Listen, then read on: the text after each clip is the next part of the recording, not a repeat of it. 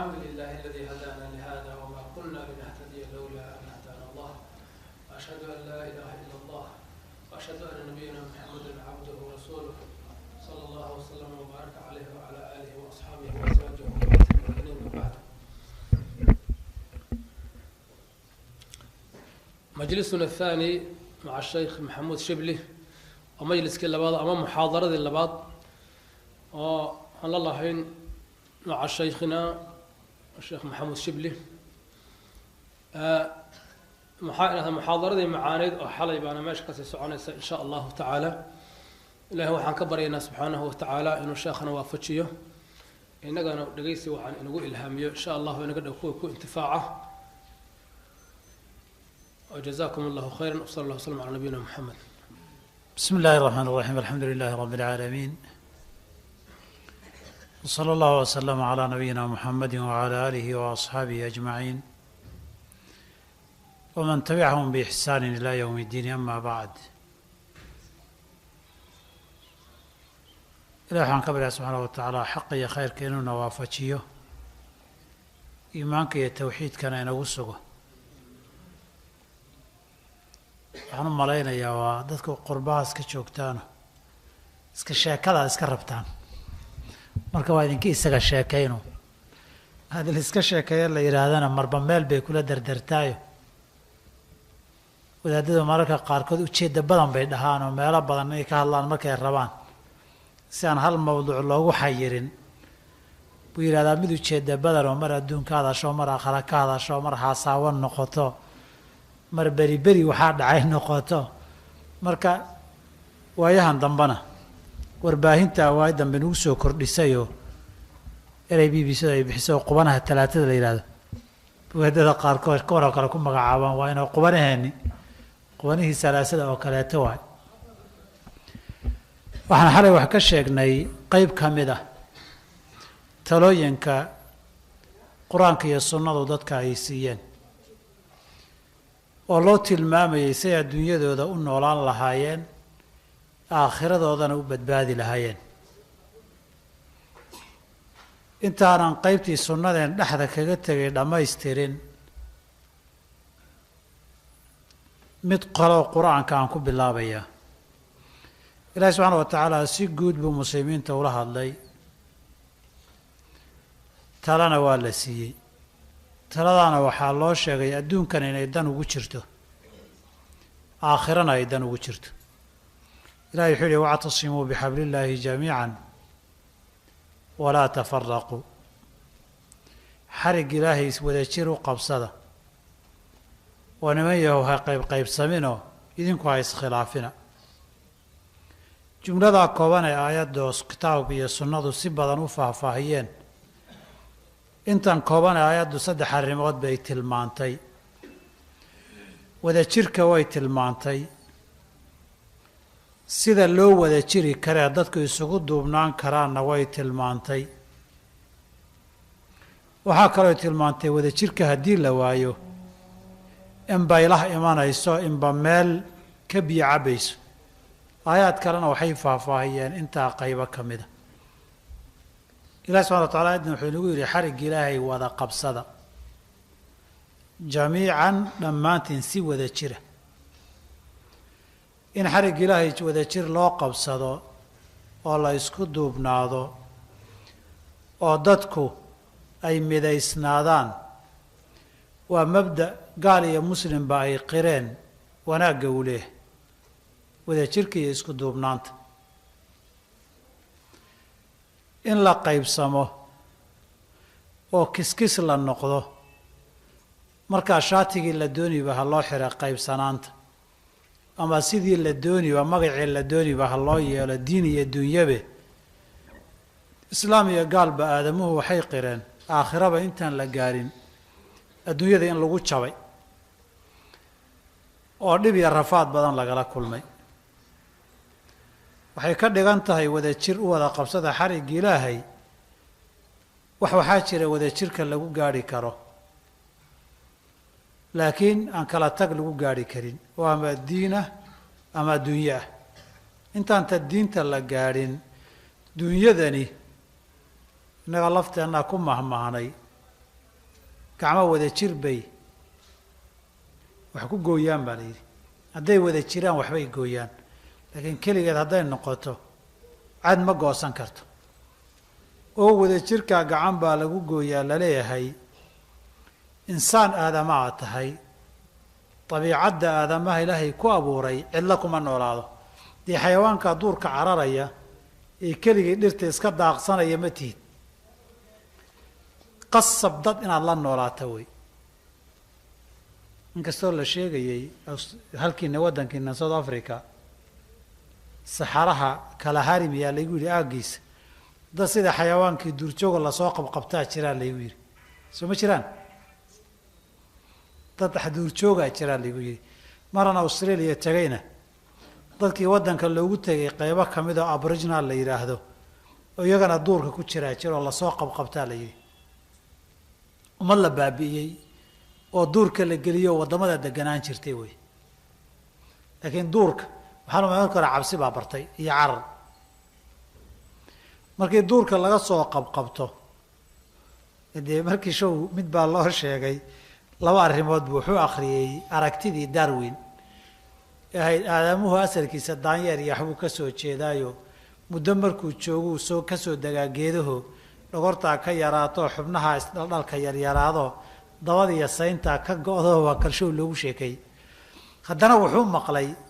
South Africa waxaa jira dad duur joogaho duurka laga soo qabto arday iga sheekeynaya wuxuu yidhi annagu Azhar joogna buu 10 noo dhigay markaasuu wuxuu yidhi aadamuhu asalkii daanyeer bay ka soo jeedaan buu yidhi markaasaan nidhi buu yidhi macallin waxaa suuragal ma aha hadday jirtaa buu yidhi South Africa taga kuwa duurka laga soo qabto hadda dabadii sayntu ka go'ayso baa jiru yidhi shaal isaga isu geeyo daanyeer baa laga yimid iyo kuwa hadda duurka laga soo qabtaa on daanyeer dad noqonayo duurka laga soo qabanayo daba iyo sayn la muu qaatay laakiin de waxar ka mid ku jira inay sayn iyo daba leeyihiin kale waxaan uga jeedaa duurka kuma jirtide dadka la noolaan daris baad la noolaan asxaab baad la noolaan dadaa shirkad la tahaadna noolaan dantaada wax aad keligaa qabsan karta ma jiro haddaad lacag haysato kii cuntada hayay baad u baahanta haddaad cunto haysana kii lacagta wataad u baahanta haddaad gaadhi wadato kii taayirka gadayaad u baahan tahay kii dhaqayaad u baahan tahay kii shidaalkii oylyadaad u baahan tahay makaanigii dayactirayaad u baahan tahay intaa ma isugu filan tahay adigu intaa mid walba hayana kii gaadhiga watay buu u baahan yahay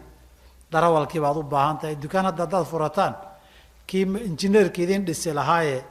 shelfiska idin samayn lahaa sooma baahnidin kaa kadib kii kuu shaqayn lahaa ama maqalka ku hayn lahaa ama kuu soo adeegi lahaa baad u baahan tahay kii waardiyeyn lahaana waad u baahan tahay kii alaabta kula dejin lahaana waa u baahan tahay bini aadamku keligii ma noolaan karo walidaalika waxaa la yidhahdaa cilmiga bulshada marka laga hadlayo bini aadamku site dabiicaddiisa ilaahay u abuuray inuu bulsho ku noolaado bulsho haddii lagu nool yahay laba midun bay noqotaa bulsho dan wada qabsanayso meel u wada jeeda iyo mid is wada dabagoynayso kala jeeda haddaba bulshadu inay wada socoto dowladaha waxay qawaaniinta iyo xeerarka iyo cuquubaadka iyo loo sameeyey wada jirkaa lagu ilaalinayaa dad baa la xidhayaa dad baa la garaacayaa qaar baa meelaha qaarkood la tooganayaa qaar baa irbad lagu dhufanayaa intoo dhan ummad wada jirkeed baa la ilaalinayaa waayo aadamuhu noloshii meelaan wada jir iyo isku duubnaan lahayn wax ka noqon waay innagu teenni markaan burburinay kuwii toodii ilaashanaya xataa gaaladii baan magan u noqonay sooma innaga teenni markaan iska duduminay gaalaan magan u noqonay maxaan ugu nahay toodii baa isugu urursan oo isugu duuban maanta buuq baa waddanka ka dhacaya haddii la waa naxaynaa wari haddii la isku dhexyaaca ama annagana cagtana la mariyaabaa dhihi laakiin taada markay joogto waxaan ka tashanaynaa seen u duminaa ta dadka kalena ama inagu duntaa baan ka holwalaynaa teennana seen u duminaa baan ka tashanaynaayo xataa halkan idinkoo jooga tii dalkaad ka timaadeen see loo dumiyaabaa ka badan intaad ka shaqaysaan see dib loogu dhisaa adigu isuma haysatid laakiin qoyska kaliya gobolka kaliya reer kaliya markii indhahooda lagugu akriyo waxbaad duminaysaa sooma nina saas ahayn adoo indhahaaga in yar baa kuu muuqata laakiin inta kale kula barnaamijka ahayn nin wax duminayo cadcad usii kitfayo baad ula muuqataa waxaan rabaa inaan idhaahdo isku duubnaantu dunyadii baaba la-aanteed la gaari layahay diintiina iyadaa inaa faraysa wactasimuu bixablillaahi jamiican si wada jira u socda isku duubnaada cibaadaadkii diintana qayb baaban keli ku asaxaynin berri soo jumco maaha diintuba ma ogolaba keli in loo tukado jamaaca in lagu tukada maahane salaadihii baa waajib inaga dhigay jamaaca aan ka dhigno xajkii muslimiinta ilahi subxana wa taala hal waqti buu uga dhigay hal dhar baa loo wada xidhay saacad walba isku meel inay joogaan baa loogu talagalay waktigaa maka waktigaa mina waktigaa musdelifa waktigaa carafa isdaba marmarka lama ogolo marna xaggaa loo sii wada socdaa marna xaggaa loo soo wada socdaa soonkii hal bil baa ummadda oo dhan looga dhigay sanadka dhan lama dhihin deegaan walba iyagu intay saf gartaan bishay sanadka soomayaan iyagu ha fiirfiirsadaan may hal bil baa ilaahay u qoondeeyo muslimkoo dhan baa wada soomi diinteennaba cibaadaadkeedii qeyb waaweyn baa ummadda midnimadeeda lagu muujiyey wada jir iyo isu tag iyo isku duubnaan bay wax ku noqotaa hadday cadowgeedii iska celinaysana isku duubnaan bay wax ku noqotaa cibaadaadkii diintana isku duubnaan bay wax ku noqdaan dunyadii iyo danaheenna gaadhitaankana isku duubnaan baan wax ku noqon karnaa marka wactasimuu bixablillaahi jamiican isku duubnaantii iyo midnimadu inay muqadas noqoto wey diin iyo dunyo labadaba haddii se aan yeeli weyno oo la isku duubnaan waayo walaa tafaraquu baan ku tilmaami doonaa qeybta labaad ilahay wuxuu inoo tilmaamay dadku way fara badan yihiin waa kala luqado duwan yihiin waa kala qabaa'il duwan yihiin waa kala deegaan duwan yihiin way kala dana duwan yihiin in damacle iyo in dan laa badan marka danta bini aadamka la ysuma keeni karo maxaa deed mar hadday midoobaysana wax ka dhaxeeya oy ku midaysan tahay oo kala haga oo kala hogaamiyo oo kala jihayay u baahan tahay ilahay wuxuu ina yidhi innaga muslim haddaan nahay bixablillaahi xarigga ilaahay wada qabsada halka waxaa ka muuqata ummaddan luqad ma midayn karto dhaqan kalena ma midayn karo qabiilna ma midayn karo ummaddan waxaa midayn kara soomaalinimo ma midayn karto keligeeda waxaa midayn kara diinta ilaahay dadka lagama xigo ma jira adiga ilaahay cidaa ilaahay kaa xigta adiga di cibaadada inaad yarayso lagaa cibaado badiyo maahane cid si kale ilaahay kaaga xigta ma jirto intuu abaal kuu galay ee fadli kugu leeyahay buu kan kalena ku leeyahay intuu ka kale ku waajibiyey buu adna kugu waajibiyey adiga dadaalkaa cid si guud ahaan cid kale ilaahay ka xigta oo reer ana ma jirto reerkan in fiican iyo in xun baa ku jirta kana in xun iyo in fiican baa ku jirta ummaddan xarigga u midaysan yihiin ee rabbigoodu sameeyeen la kala xigin waa xarigga ilaahay wax kasta oo kale oo la qabsado ummadiisuma keeni karo nabadda meelo badan baan ku tijaabinaya burburkeennii kadibo weli way caga dhigalaadahay soo ma weli mid haa la yidhaahda waa lalaayahay marka wactasimuu bixabli illaahi xarigga ilaahay qabsada waxaa la mida watacaawanuu cala albiri waataqwa samaha iyo alla kacabsiga isu kaalmaysta wastaciinuu bisabri wasalaa salaad iyo dulqaad kaalmaysta cibaadaadka ilaahay iyo rabbi ku xidhnaanshihiisa iyo diintiisa intaad isugu timaadaan iyada isku duubnaantiinna waxa idinkala hagto xuquuqdiinna ha kala xadayso kiina qaldan iyo kiina saxan iyada ha lagu miisaamo xuquuqdii qofkii dembi gala iyo ciqaabtiisiiya waxa laga samayn iyada ha la mariyo waa nimayo xadhigga ilaahay wada qabsada wixii kaleo dhan idinma midayn karo dee nin kale dantiisa gaarka ah kuma raaci karo weligiina hebel u danee kuma jiri karo reeruhuna aragto oo reerku isku dan ma aha markii reerka loo soo dhaadhacana laflafta hoose isku dan maaha ilahay de bahalka reerka waxaa la yidhi waa basal oo laf ma laha adag saad marba qub u rogayso unbaa meel ebera soo taagi soo saas ma hayn soo xaaji muuse ma hayn ninka yidhi show dagaaladii u dambeeyey isreebreebkii u dambeeyey xamar raggay islaynayeen bay heshiiyeen meel miisa isagoo raggii wada fadhiyaan baa la waraystay markaasuu wuxuu yidhi halkan waxaa fadhiya buu yidhi mujaahidiintii wada jihaaday ee kala jihaaday ee isku jihaaday hadalkaa hadal cajiib u ahaa ninka xaalado badan taariikh badan oo lasoo maray buu tilmaamayey dee markii horena waynu wada socon marka dambena basasha unbaa ina sii kala qaadi waynu kala yaaci marka dambena dee cirki iyo hawada sabayn mayne intaa ooda aan ku wada jirray baynu isugu soo noqon markaan shanteenni mid caydhino afarteenna kale ka dhex tolan mid baynu caydhin saddexda kale ka dhex tolan mid baa la caydhin labada kale ka dhex tolan waxay si isugu wareegto markay isku mashquulaan kuwii la caydhiyey mid inuu soo galaa laga yaabaa oo soo yarnastay marka ciyaarta waxaa weeye midna xagga ha ka baxo midna xagga ha ka soo galo qubqacda sida loogu hayo kala qabtay baa yeedhi haddii la gaadho waa la dadaalay marka waxaan uga jeedaa inaan idhaahdo war niman yahow xarigga ilaahay baa dadka midayn kara haddii kale meelay ku istaagta ma leh maalin bay hoosun bay u degi habeenba hoos bay degi marka dambe bahbah bay tegi baheblaad iyo baheblaad kuwii aabbuhu wada dhalay bay bahbah tegi saas darteed ilaahay subxana wa tacala markuu leeyahy xarigga ilaahay wada qabsada qabiil lama wada qabsan karo oo uu kula sii daadegi dan maslaxad lama qabsan karo maalinka dambe nin walba dariiq gaaray la mari marka xarigga ilaahay inaan si fiican u qabsanno oon xarigga ilaahay ku midownana aayaddu waa ina fartay walaa tafaraquu war ha kala tegina haddaad kala tagtaan adduunyadana waxaad noqonaysaan tii ilaahay ku tilmaamay fa in doodaan ood iskhilaaftaan fatafshaluu watadhaba riixukum waa tabar beelaysaan waad tabar dhigaysaan awooddiinu waxay ku jirtaa isku duubnaan awood dhaqaale dheh awood caqli iyo maskax dheh awood aqooneed dheh awood ciidan dheh inta la isku duuban yahay bay dadku awood leeyihiin nin odaya waxaa la yidhi wuxuu dhalay 12 wiil markii uu sakaraadayey buu 12kii wiil isugu yeedhay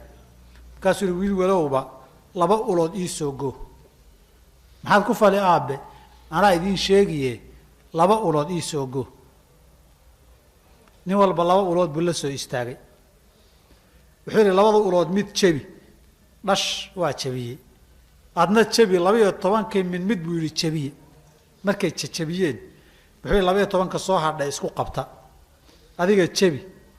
waa kari waaye adigana jebi markay kari waayeen wuxuu yidhi kelina saasaad u jircisan tihiin wada jirkana saasaad u adagtihiin ogaada haddaad isku duuban tihiin 12ka awlood ay jebi waayey baa tihiin haddaad laakiin mid u kala dhaqaaqdaan markaa mid walba meel lagu jebiyey baad noqonaysaan keligii soomaali waxaa kaloo tiri walaala isnacay wayna xoola yareeyaan wayna xabaala badiyaan maalin kasta waxaad ka cabaadaysaan nin heblaa la dhacay nin baa la dilay kanaa la boobay suuqii uu soo xumaaday lokeeshanadii waa laga soo cararay derbiyadaa la wada taagan yahay dee walaalo isnacay wayna xoola yareeyaan wayna xabaalo badiyaan waxaad ka cabaadaysaan maalin kasta waddankii baad ka sheekaynaysaan kaa dawlad heblaa gashay kaa dawlad heblaa qabsatay kaa qole heblaa qabsatay qole heblaa saana tiri qole heblaa nagu soo waxaysay qole heblaa nagu qalloocisay waxaad ka sheekaynaysaan waxaa weeye keliya markii ummaddu ay iskhilaaftay ay burburtay dee in la googoosto oo cadba maalin la cuno way fududaan sowma waana xabaala badinay waana xoolo yaraynay hobbigeennu wuxuu noqday qaxooti horta halkan ma ka jirtaa buufiskaas intii 10 sano joogtayna hamigeeda weli qaxooti baa ku jirta kuwa yimidna qaxooti baa ku jira kuwa xaggii jooga waddankiina xaggee loo qaxaa baa ku jirta qaxooti hobbi kale ma lihin haddii waayahan dambe waa tamaradan ka dhaxalay khilaafka baan dhexdaasan amiin artis ka akhriyahayey wax waraabo intuu soo sawiray buu nin soomaali ku qoran tahay ama soomaaliya mid ay garan maaye oo isku duubay uu soo sawiray kana soomaali kana qabiil buu ku qoray ama qabyaalad wuxuu yidhi adaa walaal iyo waalidba dilay walaalka iyo waalidba adaa dilay dalkaygiina adaa dumiyey adaa dulli iyo qaxootinimo i baday haddana weli waan ku jecelahay malada sugey haddana weli waan ku jeclahay xaaladdeena soo saas maaha weli bahalkii baa lanaga kari laayahay intaasaan qaxnay intaasaan gubanay intaasaan jabnay dee bahashu cabdullahi soldaatima caddana waa kii dhihi jiray muxuu dhihi jiray dugsi malay qabyaaladii hadda waa aragnay soo maha laakiin inaan deyna diyaar miyaanu nahay markii dhaqankeenna la eego mise hadda igu carcar badanta maalmahana igu carcar badanta warnibay bahasha soo lagama daalo walaa tafaraquu marka layna leeyahay cid kastaad baylaha u noqon wey raggeenni baa baylaha oo dalkeenni baa baylaha oo diinteenni baa baylaha oo dumarkeenni baa baylaha oo ilmaheenni baa baylaha oo maalkeenni baa baylaha fatafshaluu watadhaba riixukum indhaka dhowr mooyeen tabar ma lihid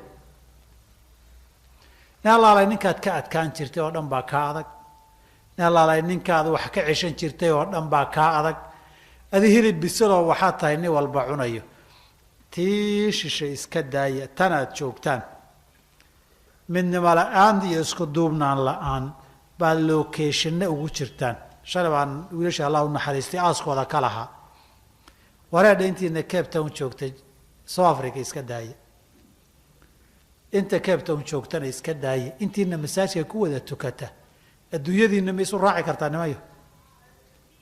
dantiina adduun ma isu raaci kartaan nimaa la sheekaystay hindi ah dadka hore south africa ah waxaan ku uhi warniyow dilkan lokeeshinada ka socdaiyo ka waran wuxuu waxaan weligeed way jiri jirtay annagaa lokeeshinada ku jiri jiray saan baa naloo geli jiray laakiin talaan kaga baxnay waan tashanay inaan ganacsiga iyaga magaalooyinka soo gelin aan ku heshiinay waanan fulinay waana ku liibaanay nimayow inaad tashataan mooyeen sidan idinma bixinayso idinku mid waad ku fiican tihiin soomaali haddaad tihiin soomaalida kale aad la mid tihiin dan dad kale ama dulmi dad kale waad u midoobi kartaan waxna waa isugu darsan kartaan soo saas maaha dadaan dulmino ama dad kale aan u danayn oon qaaraan iyo u dirra waa u midoobi kartaan laakiin inagu aan danaysanna uma midoobi kartaan warnimow diinta bal meesha a iska dhigay dunyadiinii xataa ma garan laadihin intaasaad soo qarda jeexdeen oo qaarada soo marteen dantiina idinkoo raadinaye warnimow dantiinniina ma garan laadihin soomara gaaladani iyagoo gaalaa oon aakharo rumaysnayn oon isku waddan ka imanin oon wax badan ka dhaxaynin boqol waxna isku diidan bay dantooda adduunka say isgarabka isu saari lahaayeen bay yaqaanaan idinkoo soomaaliya oo isku luqada oo masaajka ku wada tukanaya oo iswada yaqaana soomaaliduna waa qoys keliya qoys yar weeye soomaalidu haddaad inteennaa fadhiisanno iswada waraysana badankeen meel baan qaraabis ka soo wada gelaynaa ninka iswaraysataan waxoogay markaad wadaba meelunbaad si dalaq haaliban meel baad dalaq iska soo dhahaysaan meel hadduu wax ka dhacana meel kastoon joogna dareenkaa wada qaadaynaa waa dhaweyda south africa wiil dhagax lagu dilay lalahaa maraykan yurub africa intaba waa laga mudaaharaaday maxaa iga galay ma lahayn laakiin hadda waxay maraysaa nimayow masaajkan aan ku wada tukanno wax kalena aan banaanka kala mar inaasu imaan wadaadadiina fariin waxaa ku tidhaahdeen nimayow masaajidka baanu kusoo tukane idinku masaajidka ku ekaada markaan ka baxnana reer baan isu abaabulaynaa waxay isu abaabulaysaan maxay tahay dantiina halkana maaha waa mid kale nin walba inuu dhinac dab kaga shida waay dalkii beleda inaga soo qaxisay dab iyo baasiin kusii shuba waay warheerdhe xataa innagaa wada joognay danteenna halkana waarnimayow dhegaysta masaajidkan sheekh cabdullahi ibn suu qaadaa jumcada 400 ma qaadaa 500 dee shantiinaa boqol bishii min kun ran haddaad isku darsataan soo half milyan maaha. half milyanka ganacsi intee dhan bay idiin furtaa. labadii bilood bay isku daro oo sanadkii 6 ganacsi oo kabitaalkoodu yahay 1 milyan oo ran furta. ma wiil baaba idinka baahan lahaa location idinka galo u shaqo doonta maba idin u baahateen. waa 500 ee hadda masaajid ku tukanaysa kaliya. haddii aad 1000 qof noqotaan oo min kunana bishii waa milyan, sanadkiina waa 12 milyan. shilin tol iyo qaraabi iyo Soomaaliya ha u dirina, masaajid iyo wadaadana ha u dhiibina. idinka tiina saa u noolaan lahaydeen, lacagtaa soo doonateen u shaqaysan lahaydeen, xoolihii aad u dhalin lahaydeen, waxaad rabtaan aad u gaari lahaydeen, warnimada waxay isugu darsan kartaanoo locationada nadha la isugu hayma isaga soo bixi kartaan. wactasibu jamiican taa wada jirkaas faa'iidadaasuba adduun idin leeyahay aakhare intaan la gaarin. aakharena faa'iido idin yeelanoo ganacsiyada waaweyn ood leedihiin haddaad heshaan dugsigiinna, masaajidiinna, salaadihiinna, jumcooyinkiinna xor baabad u noqonaysaanba. waar meeshan kusii cararaysaan un nima yaho guda dhurwaaga ee inta yar musqushi ah ee jikadii ee jiifkii ee ganacsigii waar nima yaho waa sidee ee cidlada ee ninba maalin nadhown laydinku hayo. waxay saa u dhib badan tahay haddana aad ku dhimanaysaan. jumco ma leh, jamaaco ma leh, wehel ma leh, muslim agtii ma leh. waar nima yaho tii intaa iska daysaan mid kalena iska wadaysaan. ilaahay wacab ilaahay wada jirka markuu ina farayo war ha qaybsameynay leeyahay xataa adduunyadeenni iyo danteennii baa ku jirta. laakiin Soomaali baa tihiino dad kale aan waxu tarnoon qaaraan isugu daro iyo ummad kale aan dulminoon lacag isugu daro waad awoodaan. 1 milyan baad soo ururaysaan saacado gudahood. laakiin haddaad tirahdaan war inagu seen u noolaanaa aan isu nimaadna wallaahi way fiican tahay, laakiin seen u noolaanaa isku aamini mayno. seen wax u dilaan laakiin waan isku aaminaynaa. warnimayo sidaan tala ma ah. ilaahay markuu leeyahay war wada jira, war isku duubnaada, war dad midaysan noqda, adduunyadeennii baa ku jirta aakhare intaan la gaarin. Soomaaliya haddaad tihiin, Soomaaliya 4 dagaal bay soo martay intay 90meeyadii laga soo bilaabo. kii shanaadna hadday fooda gelisay. dagaalkeedu 4 waji buu soo maray. kii shanaadna hadday fooda gelisay. dagaalkii koobaad dawlad iyo jabhad ay ahaayeen. jabhaduhuna qaab qabiil bay u abaabulaayeen, dawladdana shaabad qabiil baa ku tiilay. qacda la iska geliyey. waxaan xasuustaa 1990 horaanteedii mise 89 gadaasheedii bay ahayd. rag culimo intay Nairobi isla isugu yeedheen jabhadihii Soomaalida ku yiri war ninkan wax socdo u egyahay, idinkana qabiil baad u abaabulantihiin, waa la islayn doonaa berri, nimayo waxaad ku midaysan tihiin oo ummadda badbaadiya sameeya. waa la kari waayey. marxaladii u dambeysay ee 90kii aakhirkeedii xamar lagu kala yaacay ama dawladdii ka dhaxaysay ee centraalkeed ay burburtay. halkaasay dawladii iyo jabhada ku ekaayeen. qabiil bay isu bedeshay reehebel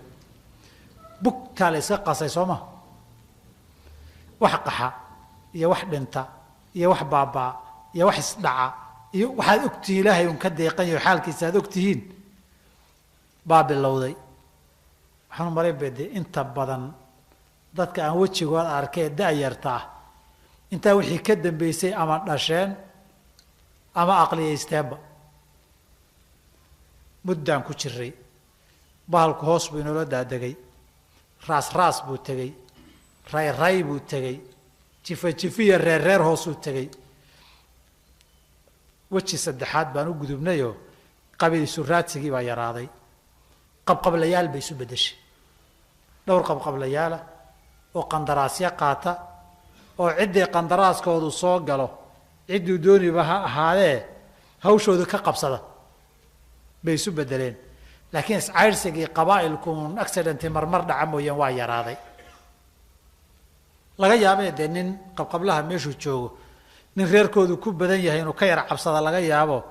reer baa kugu yar kic uu yidhaahdo, laakiin ujeeddadiisu reer ma aha. kaana wax kale unbuu kaga cabsadee isaga laftiisa intuu qashuu dabka saari lahaa ciduu deyn lahaa lama arko. muddaan ku jiray waa la gubtay baan ku waa la bas beelay qabqablihii baa la nacay oo wajigii labaad moogta saddexaad jabhado qabiil qabqable kii afraad xarbu shuyuukh buu noqday dagaal wadaado afarta geesood baa sheekh hebel ka wada dagaalamay soo mahayn sheekh hebel alxamdu lilaahi rabbi alcaalamiin wadnahaa ku guy xagga sheekh hebel alxamdu lilaahi rabbi alcaalamiin war hayaan darina soo wada sheekh maahayn xarbu shuyuukh baa dhacay qaybtii kooxaha iyo qabqablaha shaati sheekh baa bedelay alfulani baa bedeshay ashaa suuq yeelatay ninkii alla baxa baa suuq yeeshay villa soomaaliya sheekh shariif baa alxamdulilahi ka yidhi magaalada dhexdeeda iyo meelo kalena sheekh xisbulislaam baa alxamdulilahi ka yidhi meelana sheekh ashabaab baa alxamdulilahi ka yidhi soo ma meelana sheekh ahlusunna alxamdulilahi ka yidhi kii idaacadda ka hadlaba waa sheekh hebel wuxuu ku bilaabay alxamdu lilaahi rabbi alcaalamiin intaasaa naga shahiiday waay waagii dambe horta intaa laga soo bilaabo kii sheekh la dhihi jiray baalkaa ka qoyay waxaa la kala garan waayeyba yaa sheekhihe yaa shaydaanah la kala garan waayey waa isku dhex yaacday si fiican bay isugu dhex yaacday sheekhiina wuxuu noqday ninkee dee garhku waa time ee la baxa qamiiskuna waa mare intuu harqaan la taga soo gaabsada cimaamadna duubto alxamdu lilaahi yidhaahda wax kastoo uu yahayba sheekh hebel baa hadlay baa lagu dhihi ama ha af duubnaado ama ha af banaanaado iyaga laftoodu noocba nooc bay noqdeen muddaa bugta la isku hayay wax la reebaa yar iyaga laftoodu waxay tabari ka gaabisay maahane umayna turin dadka looma turin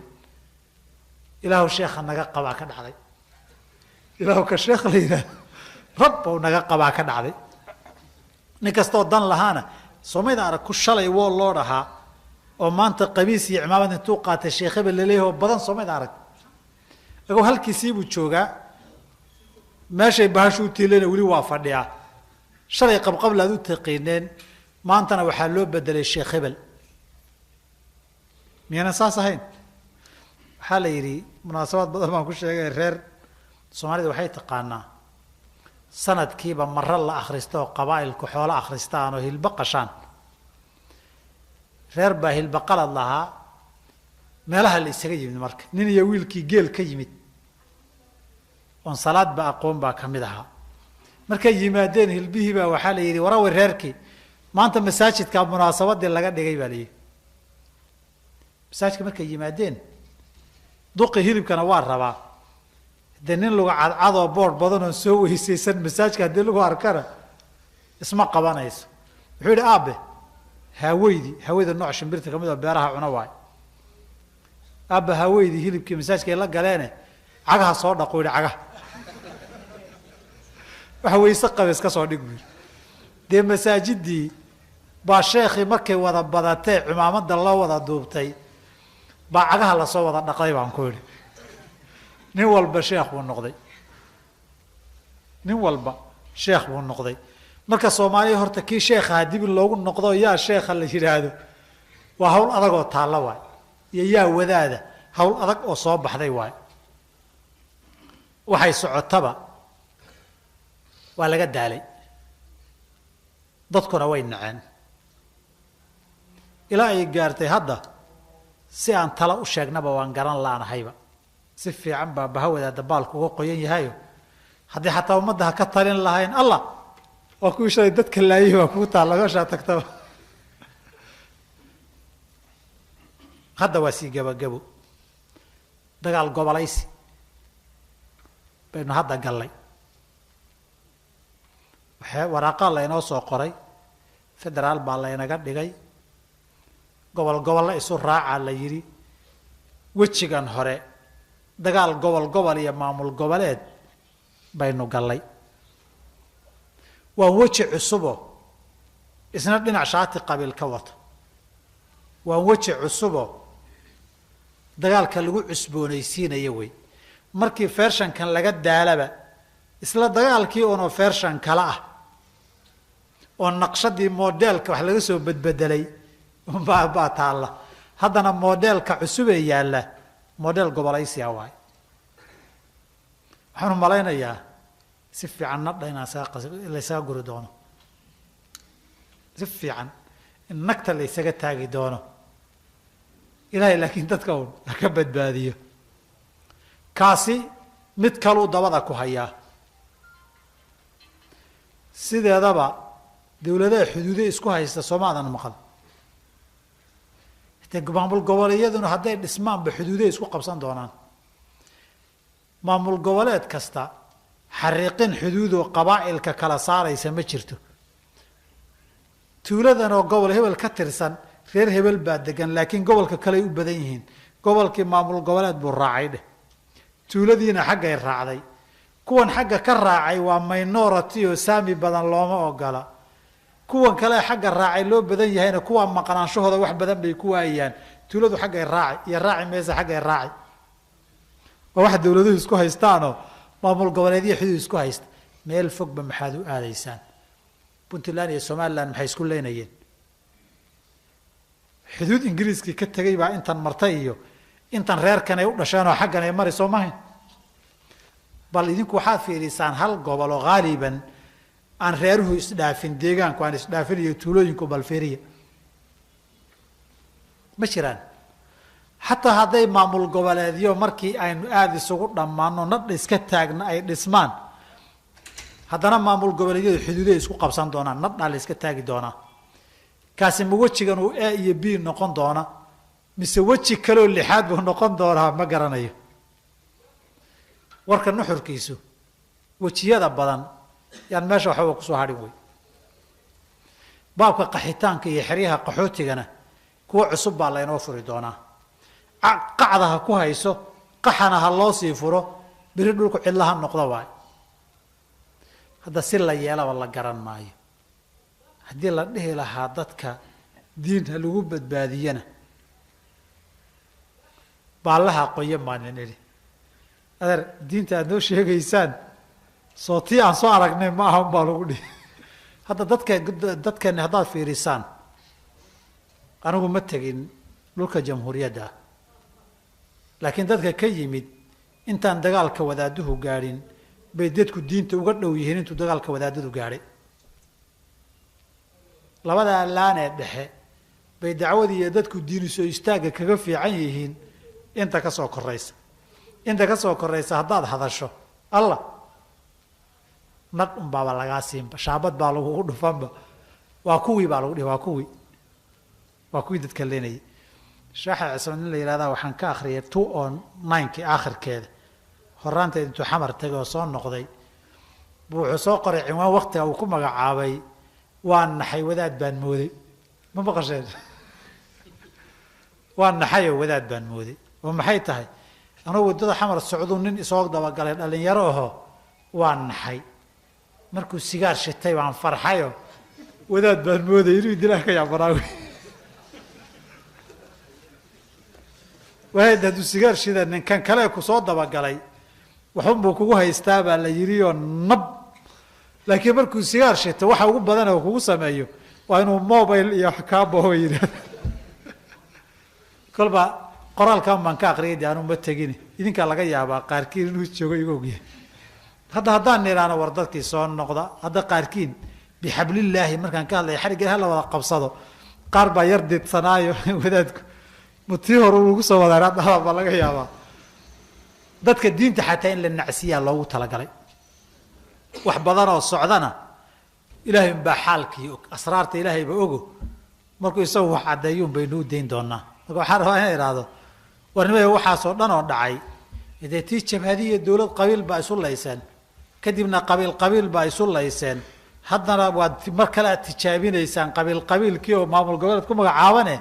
هل مرن بيبقى هيد مقع الدين تي بالمرة كلنا أنت تجابين أيضنا إذا لفت بالمرة كلام كده هنا هلا وقال هذا waxaan rabaa inaan idhaahdo wada jir la'aan waa waxa halkaa ina dhigay.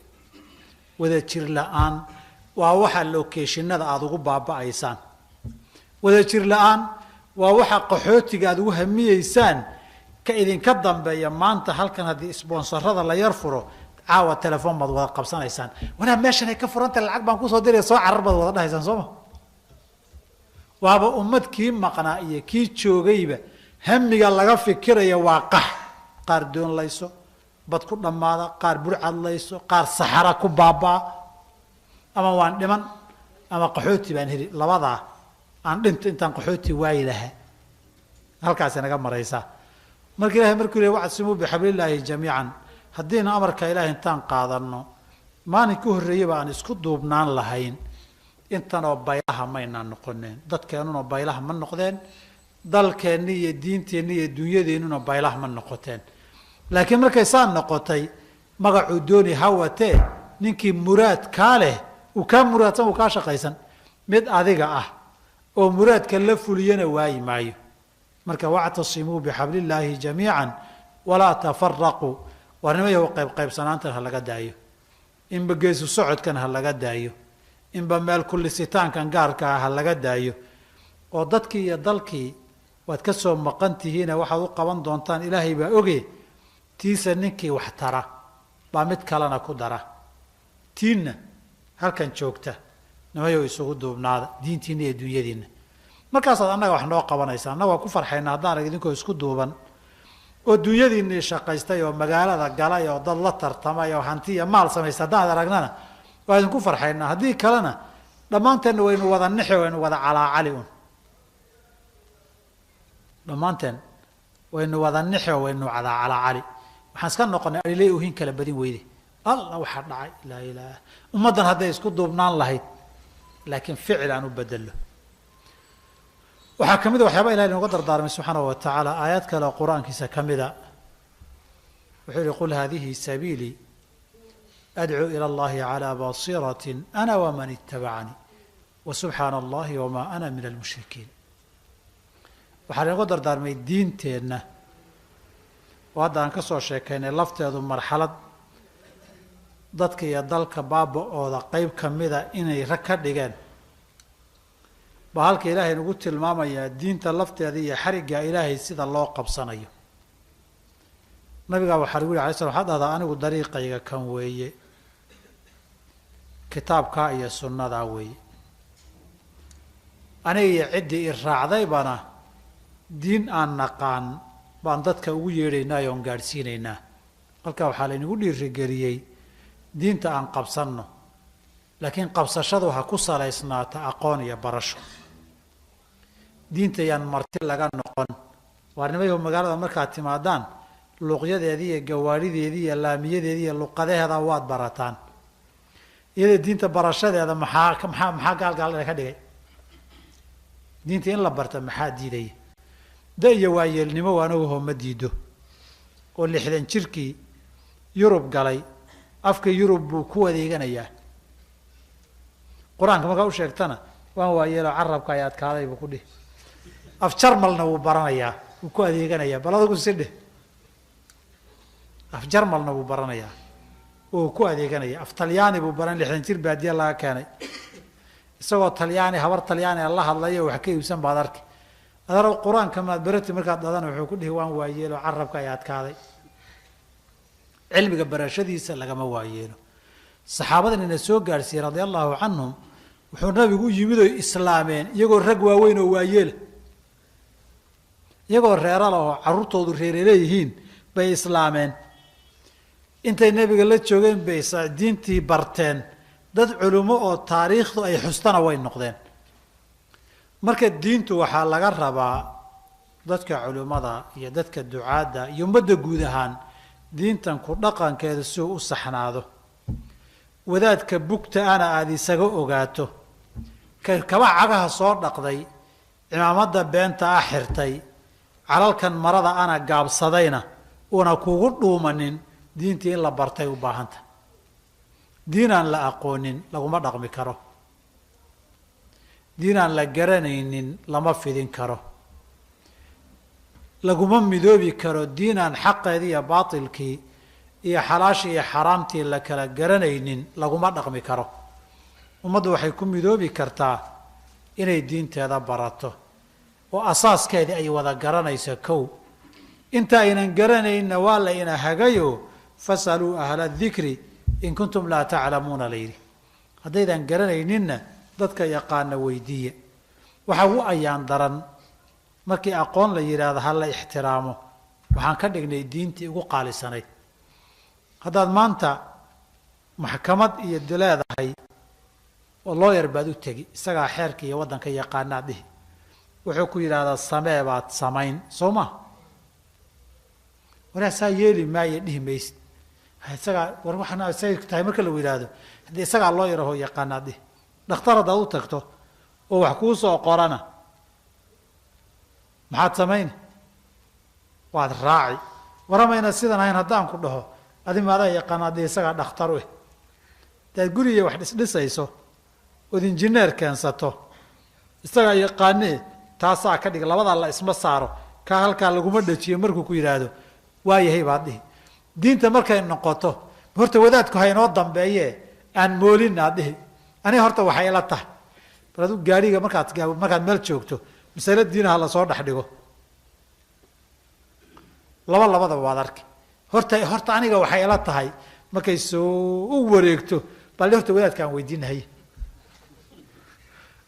warada tan maxaa ka dhigay tanaba aakhari adduun taabanayse haddii wadaadka toos intii loo weydiiyo diintu saa iyo saasay qabtaa la yidhahdana mid madaxa gelgelaya oo badan baad arki isagiina ma yaqaan cid taqaana inuu weydiiyo uga dambeeyana ma rabo. kadib muxuu samayn daw iyo bohol uu ka dhici inta ilaahay xaaraantinimeeyo oo dhan buu isagoo manac diineed wata banaysan dhiigu banaysan oo cirdigu banaysan oo maalku banaysan oo wax jinniya jaambu banaysan. marka dambe salaadii anaa kaa cafiyey salaadii anaa kaa qaaday aakhire anaa kuu doodi buu dhihi.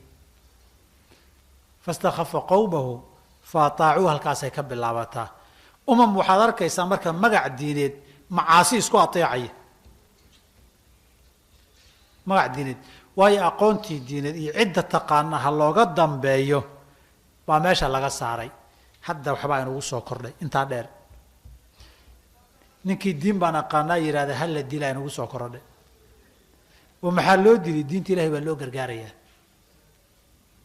diinta ilahay ha loo gargaaro seen ugu gargaarnaa inta taqaana aan layno waa iyada lafteeda hawl soo korodhay waayo. maxaas daba socda diin baan ka hadlay oon aqaanaaba cid dhahda inaan la helin waayo. waayo ninkii nin la diliyo mid cabsada inay noqdaan way war intii la dili lahaa anugu diinna sheegi maayo inuu yidhaahdo. war niman yahow dhakhtarkii waa uga dambaysaan aqoonta diinta oo injineerkii dhismihii waa uga dambaysaan oo looyarkii waraaqahaad uga dambaysaan oo cid kalostoo wax taqaanay oo aqoonteeda lahayd waad uga dambaysaane diintii culimo in looga dambeeya maxaa diiday? ninkii isagu yaqaano isagaaba culimo ah. ninkii wax mugdi ka galana faahfaahin waa weydiin karaa laakiin diintii nin tooxsi bay noqotay. nin walba meeshay gacantaa gaadhe iyo meeshay kaa gaadho halkaa kaga wad waay. wax badan baa dhacaa marka. bi baan soo maray hadda qolaan arkay soomaaliya meherka iyagu ma asaxay bay dhaheen. ilmo caruurana waa u joogaa. waxaan ku uhi meherkiini see u dhacay maxaa waan kala tagnay. haye 3 dalqadood baa dhammaato midba mar ah. haye laba caada markay ku dhacday bay nin kala guursatay. laba markay dhacday bay mid kala guursatay. ciddadii ma dhammaan ogow. haye kiibay haddana ishayn waayeen way kala tageen. haye markay bil joogtay hal mar ku dhacday bay mid kala guursatay. haye kiina way ishayn waayeen. haye way kala tageen. haye markay 45 beri joogto bay kii u horreeyey ku noqotay.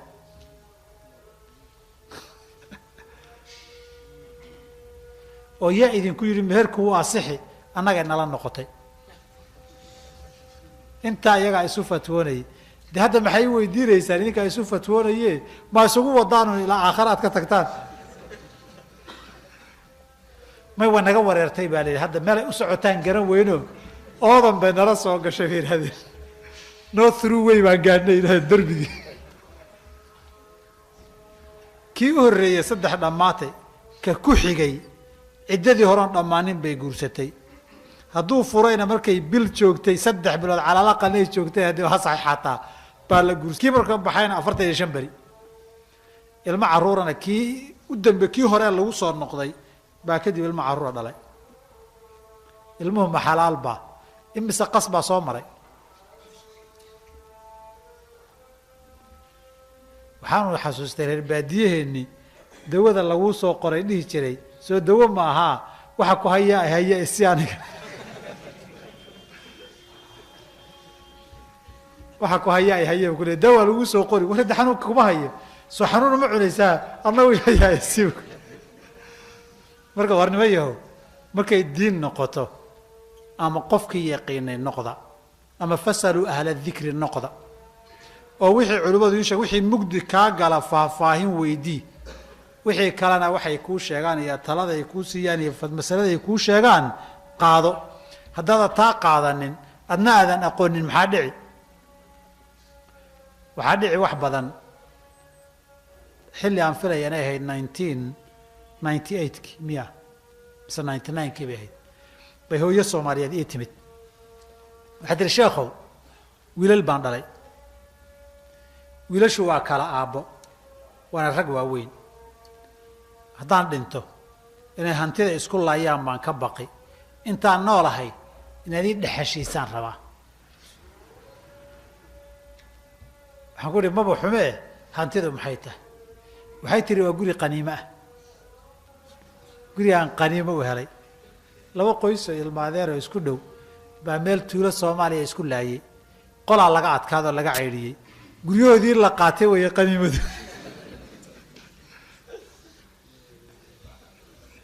reer hebel markii meesha lagaan ka ceyrinay qoyskii aan adeer tahay inay lafta hoos ahaa baan guri qaniimo ah helay tiri guri 3 dabaqa oo ninkii lahaana la dilay carruurtiisiina qaxeen bay qaniimo u haysataa inay milkiday u haysataa waxaan ku weydiiyey guriga inaad leedahay oo milki ku yahay oo qaniimo yahay ma culimaad weydiisay maana iska garan bay tiri anaa iska garan waxaan ku idhi garan ku dhacday ma gaalay ahaayeen mise muslimiin bay ahaayeen qoyskaa sheegaysa ma muslim bay ahaayeen ma taqaana ha waan aqaan waxaa idhi muslim xoolihii qaniimo ma galaane mana lihid adiguna ma milkiyi kartide adna dulmi baad ugu jirtaa kuwanaad dhexashiinaysaan amaba dhaxli karaane da'daasaa toho aakharaad hadda ka hadlaysaaye naar ha doonana guriga dadka ilaah u celi baan ku idhi intay yaabtay bay tiri ma gurigaan aan qaniimo ahayn ku tiri marka waxaan uga jeedaa waxay cid ay weydiisay lama arko hantida intaa leegay haddaad rabto in sharci la waafajiyo la dhexashiiyo inay leedahay iyo in kale cidnaba culamaa mayna weydiinin iyadaa isu fatwootay markaan kari waayey la yaabto waxaan ku dhaxad yeeli madhabkaad isugu fatwootay in adigu leedahay ku dhexashiisaan ku dhaxalkana ku islaam qaybinaya maahe diintaad isugu fatwootay inaad qaniimo ku leedahay war haddii wiilashaadana ku dhexashiisaan ku ama ka iska dilaan aniga laakiin mar dambe ay ula soo noqonay dhaaf bala kugu dhacday waxaan uga jeedaa iraado warnimo yahow dhiiggeenni iyo maalkeenni iyo cirdigeenni isu fatwood baan ku baabsanay 9 baa magaalo Soomaalidu magaalooyinka aad isugu laysay kamida baa qole i weydiiyeen marka iyagaa joogay qolana weerar bay ku soo ahayd waxay dhaheen guryahanagii baan joognaa waana lagu soo weerarayaa inaan difaacanno baan xaq u leenahay soomuhu waa jihaad dagaalka iyagu markaas waxaan ku idhi idinku imse sanaad magaalada haysataan waxay dhaheen 2 sano 2 sano ka hor yaa haystaa aan ku idhi hebel iyo hebel qole hebel haysatay dhaheen waa ka qaadeen soo maaha markaad ka qaadayseen ma guryihiinaad joogteen oo mujaahidiin baad ahaydeen baan ku idhi way isfiiriyeen waxaan ku idhi okay kuwan idinku soo socda markay idinka qaataan ay 2 sano joogaan kuwaa ka daba iman iyagana waxay dhihi doonaan guryahanagii baan joognaa mujaahidiin sooma nihin guryahanagina lagu soo weeraray Soomaalidu waxay qaaraanka isaga ururiso markay xiisad qabiil timaado iyagaa isu fatwooda soo ma xaq baanu le inaan isdifaacno xaq baanu le hore ma culimay weydiiyeen mise iyagaa isu fatwooda igo wuxuu fatwooday dad baa la layn oo maal baa la burburin oo cirdi baa wax loo dhimi waa muxaramaadka shariicadu ugu adkaa wey hey wadaad looma baahna waa nimaya wixii kaloo dhanba dadka yaqaanaad uga dambaysaane ama qofkii yaqiinay noqda ama fasaluu ahla dikri noqda halkaa magaalada markaad dhex gasho wax badan baa la cunayaa cidna weydiin maysaan xaraan iyo xalaal waxay tahay soo ma inta wadaadee la weydiiyaya inta la iska cunaa ka badan marka warnimayo ganacsigiinii iyo shaqadiinii waxaad adduunka ku noolaanaysaan aakharana dembi iyo ajir midun baa ka socda ilaahay subxana wa tacaala wuxuu farayaa halkan dadkan muslimiinta nabi maxamed iyo inta raacday soma wada sheeganayna intii nabi maxamed raacday inaana sal allahu alayh ali wasalam cid innaga inaga midoo leh aniga waxoogay far baa iga taagan raacitaankiisa ma jira ama dood ka qaba ama waan raaci laakiin waxbaan la hadhi leh cumuuman malihin xataa hadduu jira inuu qarsado mooyeen haddaan idhaahna hadda ninkii nabi maxamed raacitaankiisa farta uga taagan tahay gacanta ha taago kaakay u taagan tahay xataa uu isqarin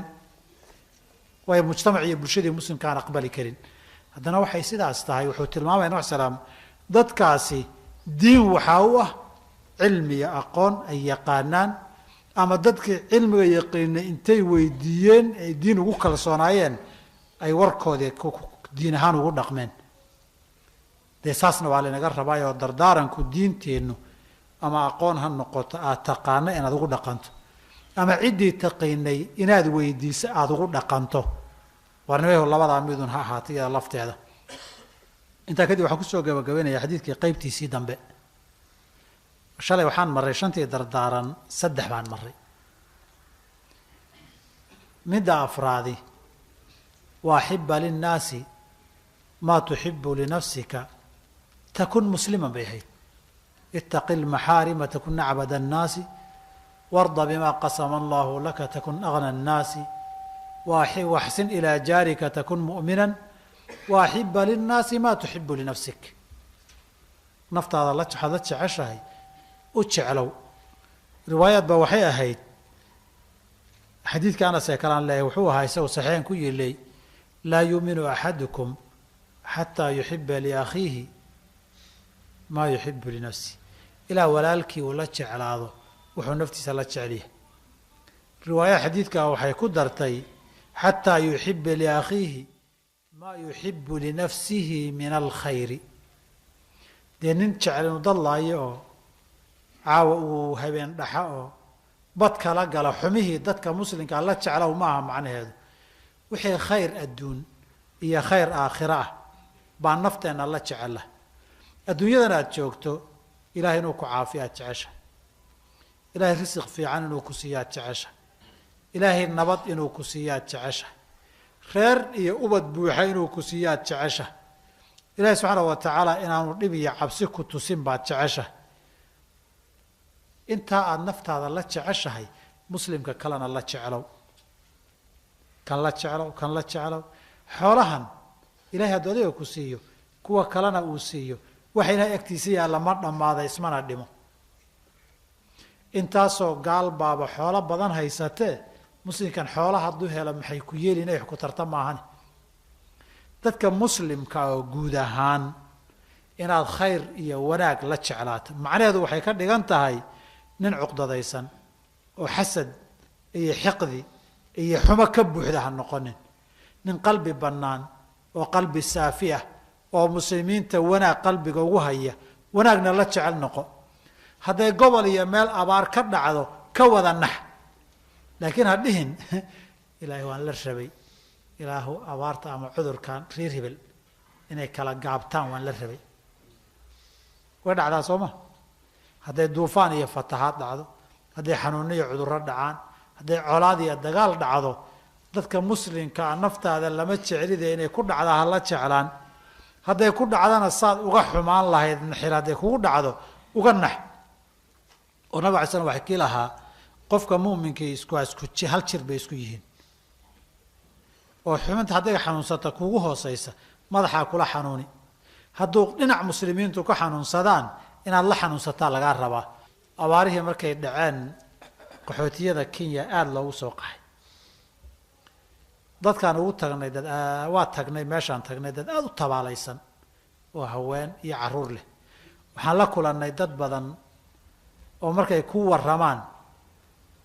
wadnuhu ku dilaacayo ilma kayaan wadada intaan dhigay markaan wadi waayay baan ka soo tagay intaasoo hooyo waxaan aragnay iyo reero qof waayeela markuu socon waayeen isku baabi'i gaadhnay wadada dhexdeedaan kaga soo tagnay xoola intay abaari ku dhacda hadho oo wada lagaga tagaan arki jirnay waa markii ugu horreysay dad bini aadan oo abaar iyo gaajo wadada loogaga tagayo dadkii sidaas ahaa oo dadka diifta iyo baabaa ka muuqda la yaabayso kuwa intay burcadeeyeen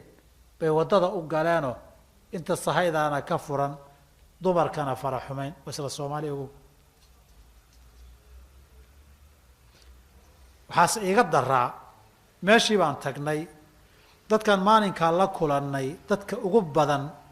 u furow iyo qansax dheer ay ka yimaadeen dhowr kun oo qof baan meesha kula kulannay dadka maana wada gaari karin gaaladii cadaanka ahayd baa ordaysa oo kii urur qaybta raashinada iyo hebel baydan la dhihi jiraan isugu tagnay maalinkaas waxay dhexdiisaan isugu tagnay iyo xirihi cusba dadku dabayl bay fadhiyaan marka hatta dadkii soo qaxay yimid geeday hoos fadhiyaan iyaga ilmihii dabayshii bac hataa looga xidha lama hayo aan soo marnay aan soo noqonay kan Nairobi soo galay anoo xaafadayda gaadhin baanin is aragnay markaasuu yidhi xagee ka timid halkaasaan ka imid hawl adagna waan arkay nimayo gudiyo dibadba dadkii gurmad bay u baahan yihiin baan ku iri saa ii fiidiyey wuxuu yidhi reer hebel baad leedahay hadda wax ururiyo reer hebel baad leedahay wax ururiyo yidhi talaya waxaan ku iri laakiin kuwa ciddiina ana way ku jiraan baan ku iri kuwaan soo arkay kuwa ciddiina oo soo qaxayna waa ku jiraan markaasuu yidhi yaa ninka bahasha meeshay ka maraysa taa lama raba dee waaxiba linnaasi maa tuxibu linafsik qof muslim oo walaalka oo tabaalaysan oo baahan waan la rabay reer hebel iyo u gargaari maayo waa reer hebel innaga inaga suura gashaa dadka muslimka qof u laabanaan oo wanaagga la wada jecel oo khayrka la wada jecel intuu naftiisa la jecel yahay inay faa'iido gaadho iyo intuu naftiisa la jecel yahay dhib inay ka badbaada la jecel noqo naftaadii oo kale ka soo qaad qofka muslimkii waa naftaada oo kaleeto wey saa inaad noqotaa lagaa doonaya markaasaad muslim fiican noqon kiisu run sheego qalbigiisuna makhmuum yahay waa lagu celiyo waxaa makhmuum maxaa looga jeedaa qalbigiisu ku jira qalbigiisuna nadiif yahay nadiiftii uu fiirsira wuxuu yidhi laa baqiya qalbigiisu kuma jirto qofkaasaa ilaahay agtiisa ugu fadli badan markaasaa la jeclaata wanaagga kalaadna allaha ku siiyo maba aadan hesheen haddaadan u ducayn dadkaa muslimka walaalaha waxaadan hesheen intoo kale allaha ku siiyo malag baa kugu dhihi aday waddan kugu jirtaa soo maartid aakhirana jannaad ku geli adduunyadiina intoo kale allaha ku siiyaa laguu dhihi isagaba adoon eegin adayba dan adduuniya aakhira kugu jirtaa adduunkana dan kalaa kugu jirta warnimayo qofku hadduu cuqdad qaado handicap buu noqdaa caqligiisu waa handicap waxtarkiisa iyo mustaqbalkiisa oo dhanna waa handicap oo qof curyaana wey qofku hadduu cuqdad qabo saddexdaba curyaan buu u noqdaa qofkaas ummadda ilaahay caqliga iyo kartida iyo diinta iyo shaksiyadda waa u qaybiyey qayb dhan oo mujtamacaadkii ka mid ah buu caqligoodii iyo aqoontoodii iyo kartidoodii ka qadiyo markuu arko waa reer hebel oo hebel la yidhahdaba jiq buu dhihiyo wuxuu ka faa'iidi lahay oo dhan buu waayey wuu iscuryaamiyey ummaddaa dhan midda kale waa uu nin naxsan adduunyada ilahay baa nicamka bixiya adduun iyo aakhira labadaba cidduu doonuu siiyaa miyuu innaga nala tashani haddii aad cuqdad la dhimanayso ood qof ama qabiil u qabto haddii ilaahay siiyo adu kama celin kartid hadduu rabo inuu siiyana adig kaala tashan maayo weligaaba nax marka intanay heleen jiq intanay heleen habaq inta la heleen habaq fallaadhu baa wadnaha kolba kaaga dhacaysa waana dembi ogow intaa naxdintaada aakharana dembi baa kugu socda adduunkiina maanta o dhan unbaad foorartaa ood galluuban tahay adigii unbaa nin la dilay oo la dulmiyey oo la caydhsaday oo laga adkaadayn baad u eg tahayoo maanta o dhan un muusaa leeyahayo waxaad moodaa inuu qandhaysan yaho o jiriyaacaysan yaho fallaadhun baa ku taalla war ninkan maxaa ku dhacay isgalluubay cuqdadaysan yaha lagu dhihi soo saa ma dhahdaan ina isgalluubaya de ninkaa cuqdadaysan inaad isgalluubto ood walwasho ood maanta oo dhan fikirto ood mashquulsho ood isku buuqdo ma dad baad wax yeeshay mise adaa wax iswax yeelay ilaahay nicamka isgalluubkaaga dadka kaga qaadi maayo laakiin adun baa wax is yeelay adduunka xataa waxbaad is yeeshay marka nin waxaabaad noqon jiran qalbigaad ka jiran tahay galluuban oo qandhaysan oo fallaadhun ku taalla maantao dhan qofkaas si saliim oo saxa uma fikiri karo in saliim oo saxa u fikiri kara maaha mar kalena diin ahaan buu handikaab u yahay de intaasoo dembi a ku socoto xasadku xasanaadkaaga oo dhan buu baabi'iyaa ninka ibliis la dhihi jiray muxuu naar ugu waarayso xasadun maahayn si aadam ilaahay nicamkaa u siiyey dee baashii qabyaaladii aadan markii la abuuray soo bilaabatay xasadkii baa dee ilaa hadda yaalla walidaalika soomaalidu qabaa'ilkeeda qabiil yar iyo qabiil tiro badan bay ahaan jireen weligood deegaanka soomaaliduna waagi hore de baadiyaha waa la islayn jiray soo ma waxay dhihi jireen qabaa'ilka badani de soomaalida qaar baa laandheera u taqaana kuwa yaryarna laangaab u taqaana meelaha waxaa laga jira laangaab waa ahlu naar bay dhihi jireen warmaa maxay markaad dhahdana cuqdad buu buuxaa bay dhihi jireen ogow hadda way garanayaan cuqdadii iyo xasadka in naar lagu galo waxaad tirahdaba cuqdad buu ka arkaa dee inagu waaba roonaanay haddee 1991 idna culimadaa wuxuu iga sheekeeyey markay xiisada qabiilku nagu cusbayd baan wacdi meel u tegay buuri markaasaa nin baa sheekh horta ciddaa tahay noo sheeg buu yiri kaasaa yidhi maxaa sababa dadaanna wax ka dhagaysanay nin baa jire ciddaada iyo qabiilkaaga sheeg buu yiri markaasaa waxaan idhi buuri markaan dhammeeyo haynoo ahaato may haddaadan noo sheegin warkaagu nama gelayuu yidhi markaasaa waxaan idhi bu yidhi intaad i dhegaysato soomaalidu lahjada iyo deegaanada luqadda waa la iskala dhadhamiyaaye dhadhanso nin ku dhex dhaqma iyo mid la dhalay baa badane isukahaya sheeg isukahaya sheeg ninkaasi cuqdadii waxay gaadhsiisay xataa ciddii khayr u sheegaysa inuusan ka yeelin cidda uqdadaysna hadday tahay annaga wadaad ree hebel muxuu noo sheegi laakiin waa caadi soo ma xiisadan soomaaliya ee dambe ee hadda maxkamadihii iyo ka dambeysay xilli maxkamaduhu dhalanayeen baa niman dhowra ii yimaadeen waxay yidhahdeen arrintan warlordka iyo lala dagaalamayey bay waxay yidhaahdeen arrintaasaan fatwo diina kaa rabnaa anu markaasaan dhowr bilood baan joogaayo yurub baan ka yimid waxaan ku uhi warniyo soomaaliya waxaa ka socda war uma haye duurkaa yurub baan ku jiraye bal horta ii warrama warlordki iyo wixii bay iiga warrameen qolyaha ku kacsanna iiga warramaan ku uhi maxay yihiin iyagu iyagii iyo qaybahoodii bay ii sheegeen waxaan ku leey dee kubaridii kugu soo booday weeye ba horta waxoogay ha igu soo degto dadkanana aan warwarayste ii soo jiiraya laakiin hal wax baan idiin sheegay baan ku uri waxaad ii sheegteen hadduu run yahay mar waad u xiisoon doontaan baan ku uhi warlord waxaad ii sheegteen hadduu run yahay saad igu sheegteen yahay mar warlordka waad u xiisi doontaan baan ku uri maxaad ka wadaa bay dhaheen waayaha adduunku saasay tilmaamayaan wadamo badan baana lagu soo tijaabiyey baan ku uri mid saa ii fiiriyey wuxuu yidhi wadaad ree hebele waxa waa ka sugay waan kala tagnay maalinkii dambe isagoo qoyskooda dharbaaxo xun ku dhacday isagoo murugaysan i yimid maalin khamiisaa wax dhaceen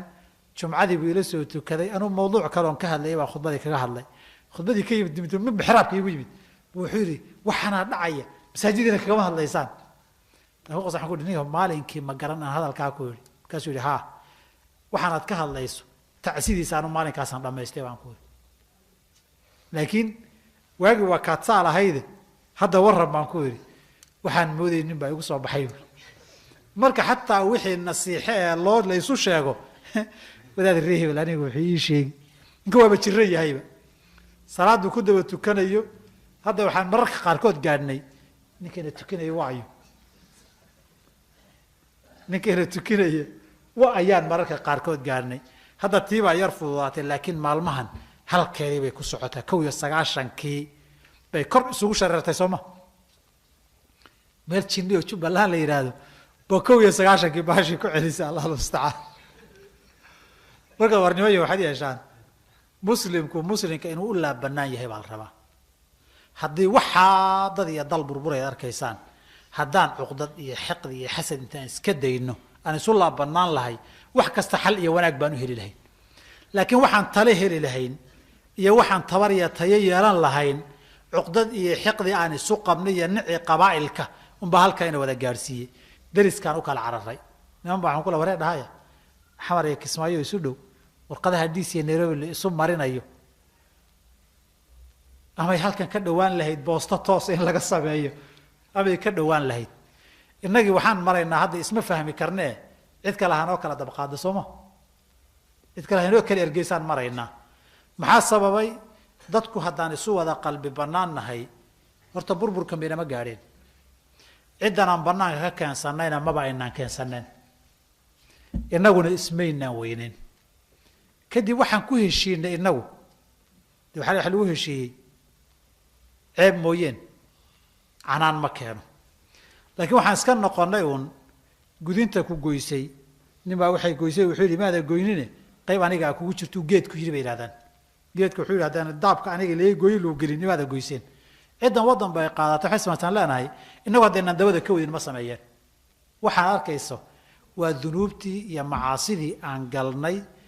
oo cuqdada iyo xasadka iyo isnacu kow ka ahaa marka saa darteed xalku wuxuu yahay oo keliya waa xibba linnaasi maa tuxibu linafsik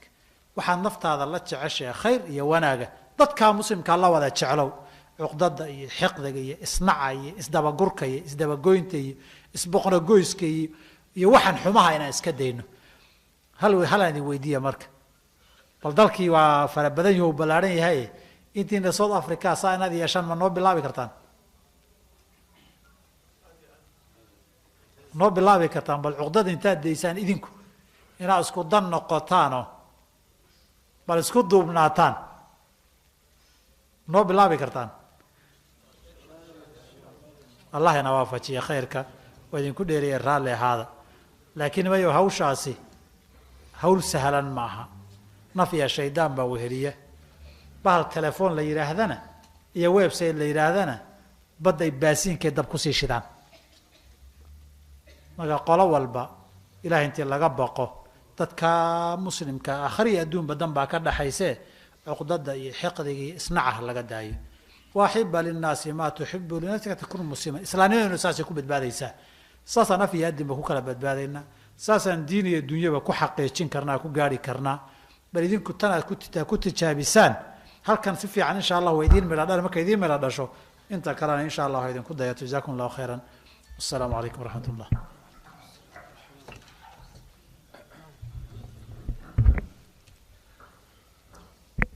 نسأل الله سبحانه وتعالى أن يجعل هذه المحاضرة في ميزان حسنات الشيخ وأن ينفعنا بما سمعنا فعلا جزاكم الله خيرا موضوع أصدق دينتو إنا فرتي إنا المذونه كلا تقني إسكدينه ومثل اللي بانتنا آخر إدنك بأكو جروي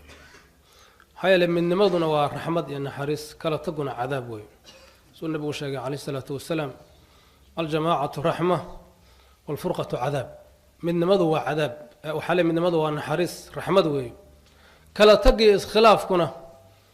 وعذاب وأنشأنا إنه عذابه عذاب أدون كي آخرنا خطر بار لو جرى هذا لقيته بكينا لكن سدا أن مقله وحكينا خلاف كاشوك تدو ضمات كلاهين وحاو بدن حسد كا عقدتها يا وحيابها أن الله بهن يدتكو فعلا شركة ودك دقية تدكي مسلم كأها وذنوبتها وين كشر إن ديك بلاش كداديان سهلا قداديان ديك مسلم ذنوبته قوة وين الله قلوي ولا قصوا اللابنين تدكو شركة ودك دقية haddaad fiiriso dadka dadweynahaas markay hadlayaan yar iyo weynba ruux kasta si fiican buu u hadlayaa waxaan dhacayuu la yaaban yahay sida wanaagsanayd buu sheegayaa haddana waxa khaldan waa maxay waxa khaldan quluubtii baan aad u caafimaad qabin markaad fiiriso sharkiina waa loo degdegayaa waxaa la sahalsanayaa waxyaaba khatar aha niman dhowraa maalin iigu yimid xafiiskan masaajidka asa waxay dhaheen sheekh waxaan rabnaa niman reer hebela yaa tashaday waxay ku tashadeen inay wax naga dilaan oo inaan anaga naga mid ay dilaan marka waxaan rabnaa intaynan naga dilin annagu inaan ka gaadhsiino iyaga aan wax ka dillo horta waxaan ku idhi sheekh hebel ma ku jira wuu ku jiraa bay dheh raggaa tashaday oo arrintaa go-aansaday waxaan ku idhi arrintaas uma badna inay saa ku tashadeen uma badne arrintaa hubiya dib ugu noqda dib ugu noqda intaydan wax tallaabo aqaadin waxoogaa waan wacdiyey waxaan ku idhi arrintaa waxaad ku iskhilaafteenna ka wada hadla insha allah dib bay ugu noqdeen waxaa caddaatay nimankaasu ina go-aanka ayna ku tashan oo iska ah male awaal waxayna ku sigteen nimankaas intay degdegaan nimanka inay wax ka dilaan laakiin ilaahay wuxuu waafajiyey masaajidka inay horta soo aadaan marka hore oo ay ka dhammaystaan macnaha arrintaa tallaabada inay sax noqonayso soo ma ah macna lama laha in wax la iska dilo dhig la iska daadiyo meesha la jooga fiir qurbadan hibtoon gaalimadoodan lagu dhex jira dadka gumaadaysa maca daalika haddana insaan la isu galo waxaad moodaa dadka agtooda waa la sahlantay raggaas waa rag tukanaya waa rag masaajidka soo galaya waa rag noocaas wax cajiib oo qariib weyn marka walaalayaal waxyaabaha xurumaadka ilaahay weynaysiiya waa inaan anaguna weynaysiinaa xurumaadka ilaahay xarimay